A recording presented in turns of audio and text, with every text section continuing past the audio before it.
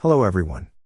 In this video, I will show you how to create a Google Apps Script web app to scan QR and barcodes.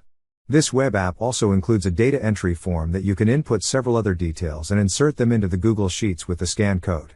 While you can customize this app for any type of data entry works that require QR or barcode reading, in this example I will show you how to use it for taking inventory data to Google Sheets.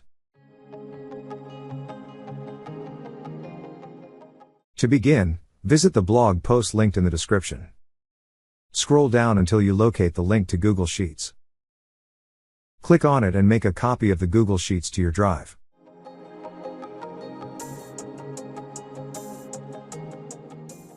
Navigate to Extensions and select App Script to open the script editor. The script editor contains the code for the web app spread across several files. To get the link to the web app, you must deploy the script as a web app. To do that, go to Deploy and select New Deployment. The deployment type should be set as web app. Provide a description and select your email address. Choose the access level and click Deploy. It will ask you to authorize access when deploying it for the first time. Click Authorize Access and select the email. Click Advance and click the link with the name of your app script file. Click Allow.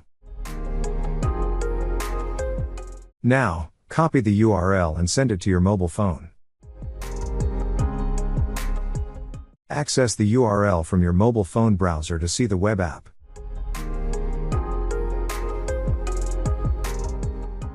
Allow the web app to access your camera.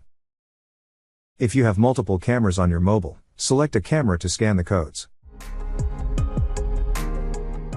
Click Start Scanning to open the camera. Scan the code. Once it successfully reads the code, it will be copied to the QR code field in the data entry form. Fill in the other details and click Submit. For more details on creating custom data entry forms for Google Sheets using Google Apps Scripts, please refer to the blog posts linked in the video description.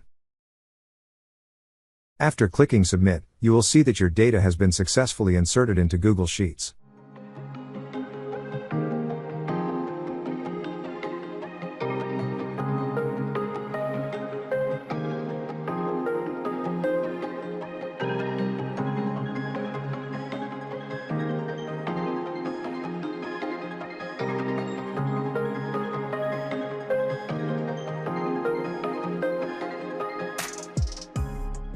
Now, let me briefly explain the code.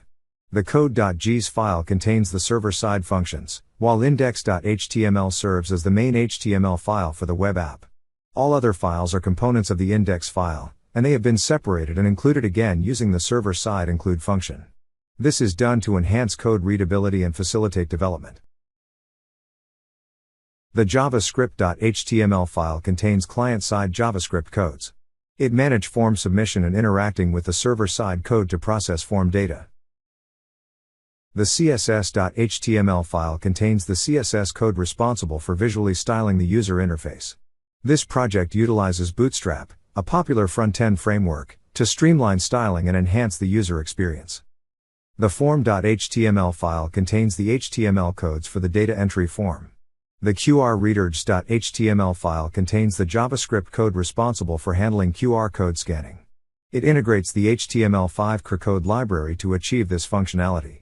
The code is a modified version of the demo code available at this gist. For more in-depth customization options of the QR code scanner, please refer to the GitHub project.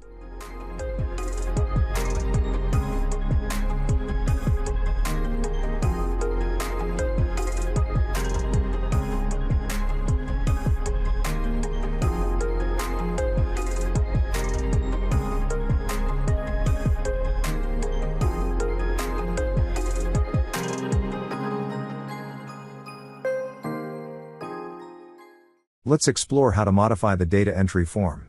You can customize the form interface by modifying the form.html file.